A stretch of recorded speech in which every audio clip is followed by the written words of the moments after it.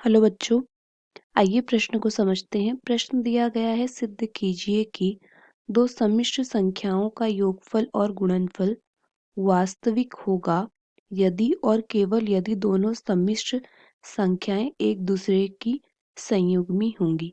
तो बच्चों, इस प्रश्न में हमें यह सिद्ध करना है कि जो दो सम्मिश्र संख्याएं होंगी उनका गुणनफल और योगफल वास्तविक होगा। तो बच्चों, इस प्रश्न में जो मुख्य अवधारणा का प्रयोग होगा वो कुछ इस प्रकार की होगी कि अगर हमारे पास एक सम्मिश्र संख्या है z बराबर a धन ib, तो इसका जो संयुग्मी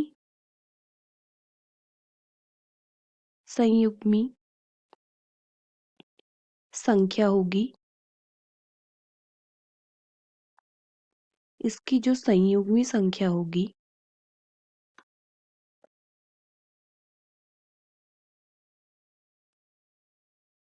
वो होगी बराबर a धन i a ऋण ib के।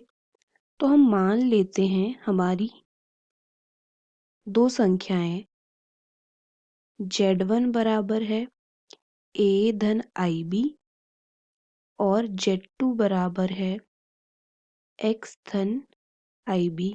अब हमें सबसे पहले यह सिद्ध करते हैं कि ये दोनों संयुग्मी होंगी तब जब इनका गुणनफल या योगफल वास्तविक होगा।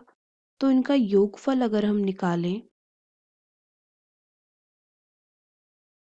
तो ये बराबर हो जाएगा z1 धन z2 बराबर a धन ib, माफ कीजिएगा यहाँ पे हम ले लेंगे x धन i y, a धन ib धन x धन i y।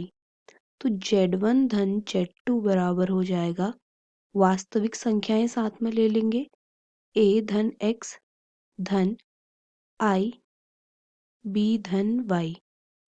अब हमने इनको संयुग्मी संख्याएं सिद्ध करने के लिए इनका जो गुणनफल होगा ये वास्तविक होगा। इसका मतलब यहाँ पे जो i के साथ गुणा में है b धन y, इसका मान 0 होना चाहिए। तो इसका मतलब यहाँ से हमारा y का मान निकल जाएगा ऋण का b। अब इनका अगर हम गुणनफल देखें, गुणनफल अगर हम इनका निकालें z1 गुणा z2 तो ये बराबर होगा a धन ib गुणा x धन i y। तो z1 गुणा z2 बराबर हो जाएगा ax धन a i ay धन i bx धन i square by। i square का मान होता है या i की घात 2 का मान होता है ऋण 1। तो हम लिख लेंगे z1 गुणा z2 बराबर हो जाएगा ax ऋण by धन i बाहर ले लेंगे ay धन bx। तो यहाँ पर भी इनका गुणनफल वास्तविक होगा। इसका मतलब a गुणा y धन b गुणा x का मान 0 होगा। तो यहाँ से ay बराबर हो जाएगा b गुणा x के। y का मान था ऋण का b, तो लिख लेंगे a गुणा ऋण b बराबर b ऋण का, ये ऋण का bx होगा क्योंकि हम इसे बाईं तरफ से दाईं तरफ लेके गए हैं। तो a गुणा ऋण का b बराबर ऋण b गुणा यहाँ पे हो जाएगा x। तो b से b कट जाएगा और ऋण ऋण के मान से ऋण का मान कट जाएगा। तो a बराबर x मिल गया हमें, या x बराबर a मिल गया। तो अब हमारे पास z1 पहले से था, z1 था a धन ib और z2 हमारे पास था x धन आई गुणा वाई। तो अब x की जगह पे आ जाएगा a, आई वैसा ही रहेगा, b की जगह पे आ जाएगा, y की जगह पे आ जाएगा ऋण का b,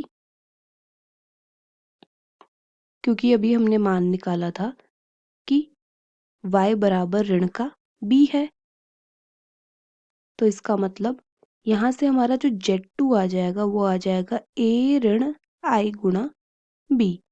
तो हमारे पास जो Z2 है वो है संयुग्मी Z1 का, और जो हमारा जो संयुग्मी था Z2 Z1 का वो हमें कब मिला, जब हमने इनका गुणनफल या योगफल दोनों को सिर्फ वास्तविक माना और जो काल्पनिक संख्याएं थी उन्हें 0 के बराबर रख दिया। तो यहाँ से हमें यह पता चल गया कि Z1 और Z2 संयुग्मी हैं। आशा करते हैं आपको प्रश्न समझ आया होगा। धन्यवाद।